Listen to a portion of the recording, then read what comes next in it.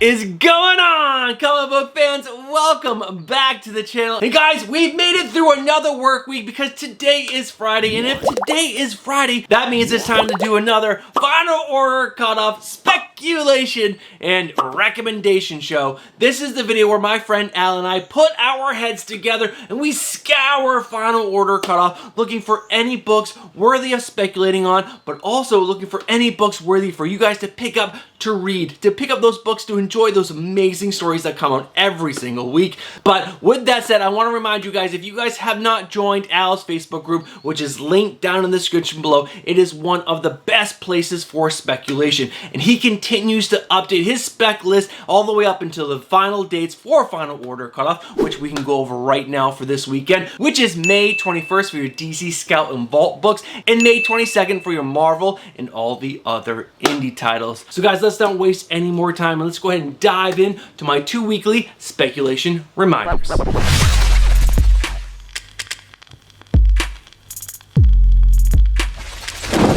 The first reminder that Al and I have for you guys every single week is the most important, and that is you guys have to do your own research. Al and I are presenting the information to you, and what you guys need to do is go check out the comic book YouTubers you trust, other comic book websites that you trust, and other comic book apps that you trust. Gather the most information possible so that way you guys can make the best decisions possible for yourself, because remember, you guys are spending your own hard-earned money on these books. Not our money, your money. And the last and final reminder that I have for you guys is that there are delays with comic books. So sometimes a book will show up on final order cutoff, but its release date gets moved for one reason or another. So it might show up multiple times on this final order cutoff speculation video, and that is because its release date got moved for one reason or another.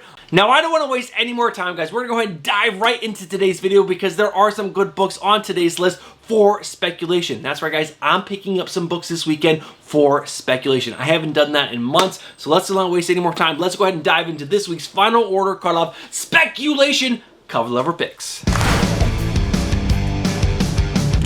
There are 4 covers on this week's final order cutoff cover lever list, and that's pretty exciting because normally we don't have that many books on the cover lever list because all the good covers get released way closer to their actual release date. So let's go ahead and dive into these covers. So I'm really excited about a few of these. So the first one up is Incredible Hulk #1, the Scotty Young variant. What do I always say, guys? Pick up every single Scotty Young cover because you never know which one of these Scotty Young covers is going to take off in the future, because these are most likely going to be long-term holds that are going to pay off down the line. But guys, this cover is absolutely awesome. You got Bruce Banner like in mid-transformation. It is gorgeous. And after that, we have Nightwing issue number 105, the cover B, the Dan Mora Nightwing cover. This just features Nightwing with a nice clean blue background. It is gorgeous in my opinion. This is a perfect representation of Nightwing. He looks strong, he looks amazing, and I think this cover could do well down the line. And there's also a little bit of speculation in this book, guys, so stay tuned for the final order cutoff spec section.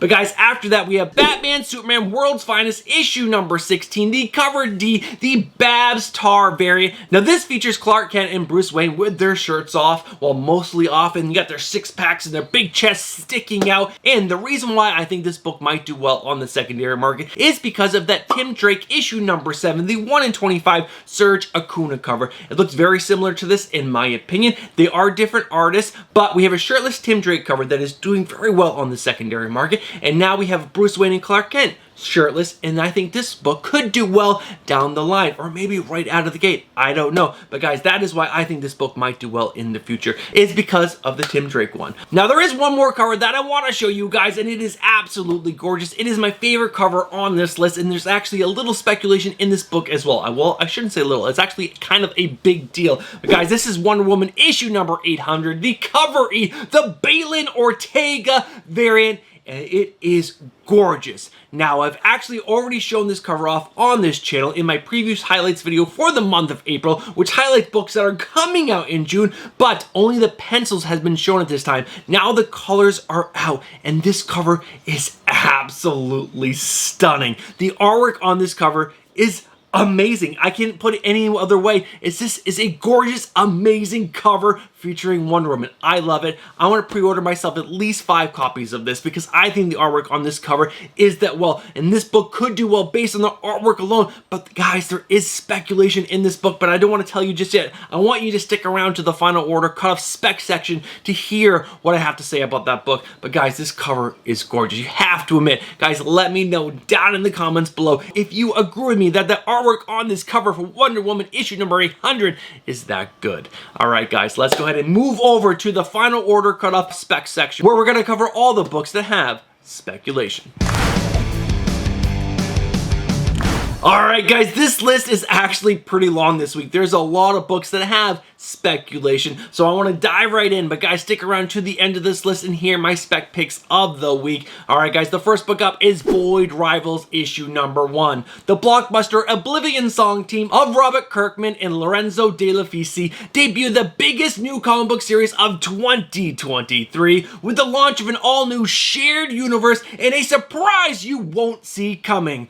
Now here's the synopsis for you guys. War rages around the Sacred Ring, where the last remnants of 2 worlds have collapsed around a black hole in a never-ending war. However, when pilot Dirac and his rival Solia both crash on a desolate planet, these 2 enemies must find way to escape together. But are they alone on this strange planet? And what dark forces await that threaten the entire universe? How cool does that sound? Alright guys, moving right along, the next book is Batman Incorporated issue number 9 with the first full appearance of Charles de Gaulle, a member of the Joker Incorporated, which you can see on the 1 in 25 variant for this book, and it's just another member of the Joker Incorporated team. But guys, moving on after that, we have Batman Superman World's Finest issue number 16 with the first full appearance of New Amazo, the 2.0 version of Amazo. And after that, we have Nightwing issue number 105 with the title of See the World Through Nightwing's Eyes. From the team of Tom Taylor and Bruno Redondo comes a new experimental 30-page special oversized comic book that tells its story entirely from Nightwing's point of view. The highly innovative comic puts readers in Nightwing's shoes and mimics a first-person POV, allowing the readers to see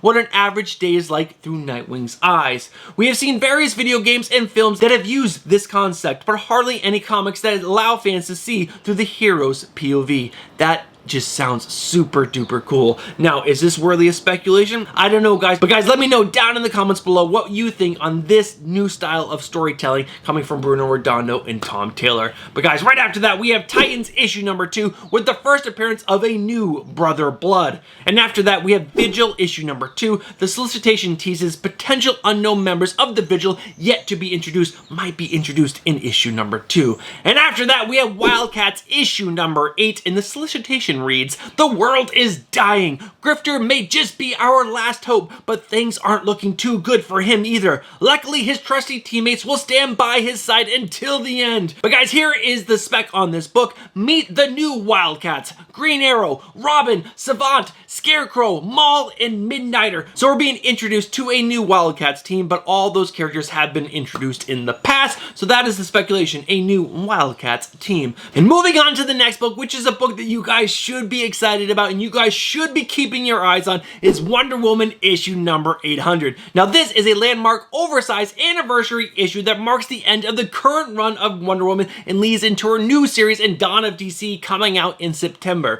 Now this has a story in it written by Tom King and Daniel Sampry set 20 years in the future. It has the first debut of a brand new character to the Wonder Woman mythology and Diana Prince's daughter Lizzie, aka Trinity. Guys, the daughter of Wonder Woman. That is some big news right there. Now, as you can see by this cover that I'm going to put up on screen right now, which features Trinity, which is the only cover that features her, you can see that she has 3 lassos on her, which kind of reflects her name, Trinity. Now, she has the golden lasso of truth, which is Wonder Woman's lasso. She has the lasso of persuasion, which is Donna Troy's lasso. She also has a 3rd lasso, which is black, and its function is yet to be released. So guys, that will be some spec that will be released in the future. What is that black lasso? I don't know. But guys, I'm gonna give you a little bit more information on Trinity right now. Trinity is meant to be a blend of the classical Wonder Woman with a more modern flair and could be the key to revitalizing the franchise. She is a core piece of King and Sam Priest's plans that will serve as a prelude for the new series coming out in September. Now, the question that I'm personally asking, and I'm sure other people are asking, what is gonna happen to Yara Flor? She was so amazing when she first came out, and then she just went away. She disappeared.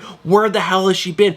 I don't know. And what is going to happen to her now that Trinity is coming out? Guys, hopefully we will find out soon. But guys, that is some huge news right there. But guys, we have 2 other books to talk about, so let's go ahead and get through those real quick, and I'll come back with my spec picks of the week. The next book up is Cult of Carnage Misery issue number 2 with the first appearance of Madness. Now, the final book on this list is Incredible Hulk issue number 1, which has the first appearance of Eldis and the first mention of the Mother of Horrors, which is going to be the big bad of Philip Kennedy Johnson's run on this book. So guys, those are all the books that have speculation on this weekend's final order cutoff. Now stick around and hear my spec picks of the week right after this. Alright guys, that was some list that we just went over. There are some big books on there, and there are 2 books that are my spec picks of the week for this week, and I will personally be speculating on both of these books, and I haven't done that again in a while. And the first one up is Void Rivals issue number 1. Now, the reason why I like this indie book is that it is written by Robert Kirkman, and if you just look at his track record for the books that he has released, he has a really good track record. You got Walking Dead, that had seasons upon seasons on AMC, and they had spin-offs and all that jazz. So good for that book. And then we follow that up with Invincible, that cartoon that did so freaking well. That cartoon is amazing, and issue number 1 for Invincible goes for a ton of money. And then you have Oblivion Song, which has also been optioned. That book does pretty well on the secondary market, and that is a really good track record for number 1 issues of books written by Robert Kirkman. Now this book right here, Void Rivals, is going to be a shared universe, so most likely we will get other books that are going to spin out of this that could do well as well on the secondary market. But guys, I would not sleep on this book. I would pick yourself up a couple copies of Void Rivals issue number 1, the cover A, and the cover B is pretty good, and there is a cover C as well. So guys, take a look at all those covers, pick out your favorite, but guys, cover A is usually the best choice to go with. But guys, that is the first book. Now, the second book that I want to talk to you guys about is obviously going to be Wonder Woman issue number 800, with the first appearance of the daughter of Wonder Woman, Trinity. Guys, this could be really big if this character is done well, especially if this character could be as cool as the other members of the Trinity, Batman and Superman, John Kent and Damian Wayne. If Trinity could be as cool as those 2 characters, this book could do really well on the secondary market. Now, is it a home run? Is it locked in that this book is going to do amazing? No, it's not. This character could flop. Tom King could murder another character because he's done that in the past. A lot of people don't like Tom King at all, so you gotta do your own research. See what other people are talking about. Maybe this character is going to do well in the secondary market. Maybe people have zero faith in it, and this book is not going to be ordered through the teeth. But I think speculators are going to get behind this book because it is a big first appearance.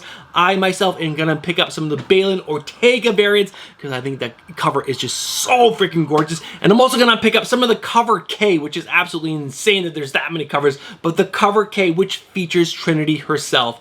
But guys, those are the 2 books that I think you guys should consider for speculation, because I think both of those books are going to do well on the secondary market. Now, I think Trinity has the best bet to do good right out of the gate, and Void Rivals is the best bet to grab, hold on, and it will do well down the line if it is optioned in the future. Alright guys, those are my spec picks for this week, guys. Let me know down in the comments below if you agree with me or you disagree with me. But guys, we're going to go ahead and move right over to my new comic book day cover lover picks for next week.